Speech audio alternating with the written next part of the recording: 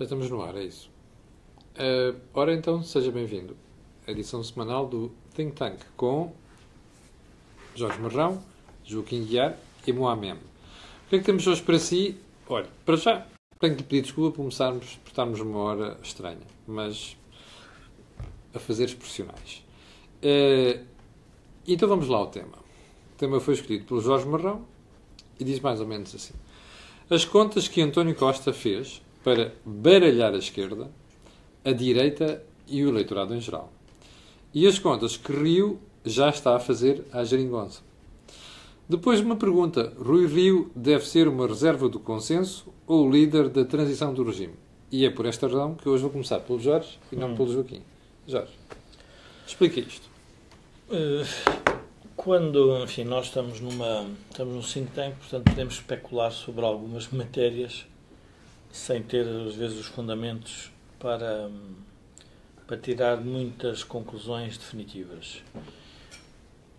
O que nós todos temos que reconhecer é que fomos surpreendidos, e aí eu tenho que perceber, provavelmente, a posição até do professor Cavaco Silva, quando deu posse a este governo. Fomos todos surpreendidos porque o governo conseguiu, de alguma forma, com a ajuda ou não da economia, cumprir os tratados que tinham sido acordados com a Europa e com os Não, Jorge, não cumpriu os tratados, foi para além dos tratados. Foi para além dos tratados. Portanto, foi para além, e vai voltar a ir além dos tratados em 2018. E ao fazer isso, com a coligação que o suporta, realmente baralhou as contas de todos toda a nós. gente. A esquerda e a direita. A esquerda, a direita. E o pior é que a direita levou tempo a perceber isso. Pronto, e levamos todos tempo a perceber isso e, portanto, isso é algo que nós temos que pensar. Mas também levou algo que torna ainda mais difícil a situação portuguesa, o impasse, levou a que Costa se aproximasse de forma, diria, definitiva e quase carinhosa com a própria Europa. Quer dizer, de repente a Europa olha para Portugal e diz como é que é possível aquele país ter aquela formulação política e ao mesmo tempo cumprir os tratados sem ter acontecido o que teve que acontecer na Grécia, que foram demissões de ministros atrás de ministros e, portanto, um conjunto de peripécias até se chegar aqui. Deixa-me só lembrar às pessoas que nós tínhamos um déficit de 11% em 2010. 11%. 11%. E vamos terminar este ano, 2018, abaixo de 1%. Abaixo de 1%. Não é? Isto é notável. É notável. Não há outra economia na Europa que faz e isto. foi nos dois sentidos. Foi notável quando houve o brutal aumento de impostos feito por Vítor Gaspar e agora com o brutal aumento das cativações. Portanto, temos dois brutais aumentos. E, portanto, isso cumpriu-se. E eu acho que isto torna mais difícil a política porque parece-me a mim que esta aproximação que este governo faz à Europa, em que nós realmente podemos ter passado a ser um exemplo, tira um espaço que poderia ser ocupado ou que deveria estar a ser ocupado pelo PSD e pelo CDS. E, portanto, a própria geringonça cria um processo de reflexão em todo o espectro partidário. Nós já tínhamos falado sobre isso, mas agora é muito mais evidente que, portanto, o assunto está absorvido por todos, eu digo por todos os partidos, quer dizer, já ninguém pode discutir à roda do cumprimento ou não das metas europeias ou dos criadores, isso já está ultrapassado. O problema agora é como é que se sai desta situação, que é entrarmos em zonas em que já não se pode fazer via cativações nem via de aumento de impostos. Como é que se sai disto sem haver aquilo que foi a razão de ser da geringonça, que era conseguir convencer a esquerda e pacificar a esquerda para o cumprimento das metas. E esse é que eu acho que é o problema que nós vamos ter que resolver e passaria aqui a bola ao Joaquim, provavelmente. Então, como é que agora se sai disto? Ficou tudo viciado. Antes de vermos como é que se sai disto, vamos ver como é que outros países estão a ter problemas estranhos de dizerem coisas ou apresentarem objetivos antigos que não são realizáveis, mas que permanecem mudando a sua designação. Isso quer dizer o quê? O caso de Inglaterra ou da Grã-Bretanha com o Brexit é ilustrativo disto que eu estava a querer dizer. Quando integrada na União Europeia, a Grã-Bretanha negociava os opting out. Isto é, como é que podia não participar em certas políticas comuns. Moeda única, por isso. Agora que quer sair, está a negociar os opting in. Isto é, como é que, saindo, pode beneficiar de certas políticas comuns. Ora bom, isto, em condições normais, diz-se é falta de seriedade. Ou seja, nem deviam ter pedido os opting-outs, nem deviam estar agora a pedir os opting-in quando querem sair. De facto, é falta de seriedade. Mas é mais grave do que isso. Então porquê? É a manipulação do eleitorado, a quem são apresentadas promessas que não têm condições de realização. Vamos agora pegar no caso português. No caso português, de facto, a geringonça foi uma solução apresentada como plataforma parlamentar de apoio a um governo, quando de facto só tinha um objetivo, era impedir um outro governo. Nesse sentido, admitamos, suponhamos que não tinha havido geringonça. O tal outro governo era minoritário, tinha de negociar as suas maiorias no Parlamento para aprovar as decisões, teria de se aproximar do PS mais cedo ou mais tarde. Agora, com a situação atual, em que o PS tem conseguido governar com resultados satisfatórios, trocando o brutal aumento de impostos pelo brutal aumento das cativações, estamos a chegar a um ponto, como os ingleses, em que a realidade se impõe à fantasia das promessas. Ou seja, estamos a chegar a um ponto em que se pergunta: e agora qual é o passo seguinte? Qual é a modernização da economia e da sociedade portuguesa?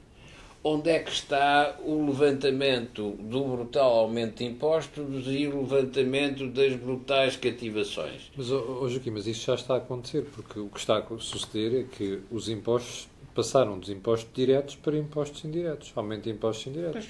Passaram já há muito tempo. Sim, mas a mim surpreende é que o Joaquim diga que nesta fase é que já se começa a colocar a questão que é o que é que vai passar a partir de agora, porque é preciso modernizar a economia, mas não acha que isso neste momento ninguém está preocupado com isso, só vai estar quando as coisas começarem a correr mal?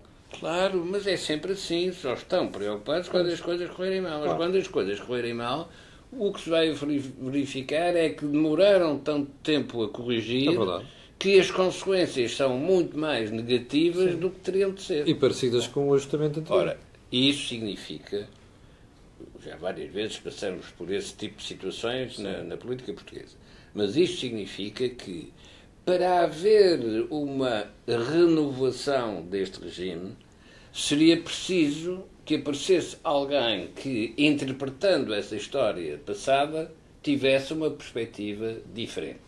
Qual é que podia ser essa perspectiva diferente? Era estar preparado para aquilo que vai ser a transformação europeia. Porque a Europa, na escala muito maior de vários Estados, está a atravessar um problema exatamente idêntico. Está a evitar reconhecer que é impossível continuar, mas não tem força suficiente para constituir maiorias para dar o salto para uma nova Europa. Mas internamente, quem é essa pessoa que deveria aparecer para fazer esta transição?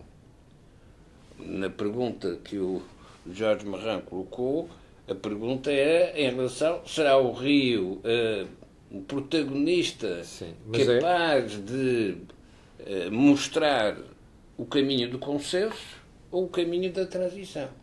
E a resposta para isso é que o Rio não é diferente do que foi o António Costa. Pois. Ou seja, se o Rui Rio tivesse possibilidade de fazer uma geringonça, também a teria feito. Sim. Ou seja, ambos recusam interpretar esses expedientes como receitas para o fracasso. Então como é que vai fazer a transição do regime, então? Isto quer dizer que estamos tramados, não é? Atenção, os regimes, as Mas transições há do aqui um regime tema que posso... não são feitas pelos próprios protagonistas do regime. É preciso que encontrem um limite intransponível para que essa transição se faça. Ora, não vão encontrar a breve Não, prazo. a minha reflexão vai no sentido um pouco mais, diria, estamos a entrar numa zona, diria, cínica da política, que é fazemos o que a Europa nos manda, ou seja, fazemos o que a Europa nos obriga, mas não fazemos o que a Europa nos recomenda. Ou seja, porquê? Porque a nossa estabilidade interna está ancorada na incapacidade de reformar o país, que é notória por todos os partidos. O PST e o CDS, por razões que assistimos quando foi a entrada da Troika, e o PS porque também ficou refém da própria geringonça. Ou seja, nós estamos a ter uma posição ambivalente em relação à Europa. Usamos a Europa, falamos com a Europa, vamos cumprindo o que nos dizem, mas tudo o que seja recomendações para nos transformar, nós estamos a alijar, porque isso criava um problema na sociedade portuguesa. E, portanto, vamos lá ver, até onde é que vai isto? A pergunta é até onde é que vai? Vai até ao momento em que surgir uma crise que, obviamente, ninguém deseja, mas que também nos vai atrasar outra vez em relação a um processo que deveria ser mais rápido, ou que, pelo menos, as pessoas que gostam gostam deste país, que gostariam que fosse mais rápido. No fundo, nós temos mesmo de transformar a sociedade portuguesa para os desafios que são colocados pela globalização e por toda a evolução.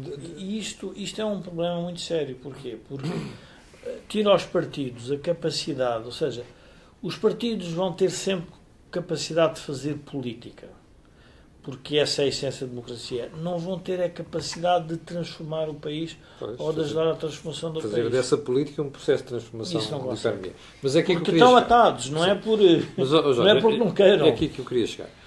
Se tu e o Joaquim forem ver os sinais de que o que nós estamos a fazer não chega, estão por todo o lado. Ótimo.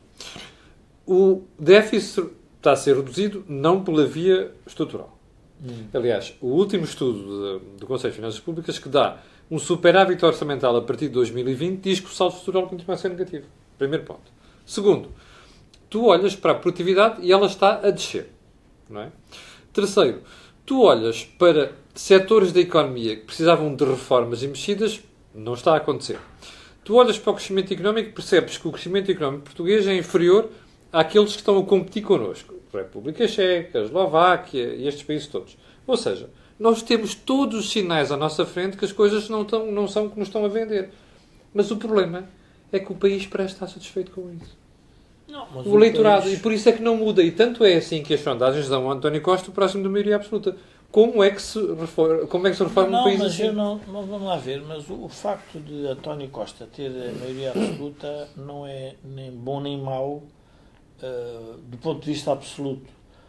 O que se torna evidente é que a formação de maiorias hoje, com o eleitorado como ele está estruturado, sim, quer demograficamente, quer socialmente, é totalmente inconsequente para o desenvolvimento do país. Mas a questão não é essa. A questão é, nós estamos aqui a falar da modernidade, do salto para o desenvolvimento, que era o que vocês dois se calhar eu vou dar um exemplo. Isto era a mesma coisa que discutir com diria, e a minha, enfim, aqui eu apelando um pouco à minha experiência de africana, era mesmo discutir com os colonos que devia haver independência. Sim. Nunca ninguém acreditou. Se falasse no tempo dos colonos se havia haver independência, ninguém acreditou, até que veio uma revolução e veio uma descolonização. Ora, nós estamos numa fase em que, se falarmos às pessoas que provavelmente este modelo de sociedade vai-nos criar um problema muito sério. Elas não ligam nenhum. Não ligam, pá, mas essa faz parte da... Mas esse é que é o ponto. Tá bem, ou seja, quem está daquele lado e que partilha Camilo, das preocupações que a gente tem deve estar a dizer assim: bem, vocês bem podem pregar no deserto, mas completamente. porque ninguém vos vai ouvir. Porque não Mas, vai ouvir porque o eleitorado parece estar não é feliz com a incompleição que nós temos. Camilo, o facto de ninguém nos ouvir não altera o destino. Isso eu compreendo, mas eu tenho alguma esperança que nós sejamos agentes de mudança, Se Joaquim. nos ouvissem, O Camilo queria ser profeta. se, E normalmente da desgraça. Ora, ninguém Se quer, nos ouvissem, ninguém quer ter um companheiro de sempre profeta tinham da desgraça. a oportunidade de refletir sobre isso e tomar algumas atitudes Claro. que invertessem o caminho, ou pelo menos desviassem desse destino marcado. Agora, o não nos ouvirem não altera essa tendência O problema de fundo mantém-se. para o quê? Para o fracasso. E por isso é que, quanto maior for a maioria absoluta do António Costa, Sim. mais rápido nos aproximamos dessa realidade. Mas isso é uma teoria nova. Eu vou terminar aqui a primeira parte e pedir ao Joaquim para na segunda parte explicar esta teoria nova. São 30 segundos. Não se esqueça, não saia daí que é uma coisa absolutamente nova o que o Joaquim acabou de dizer.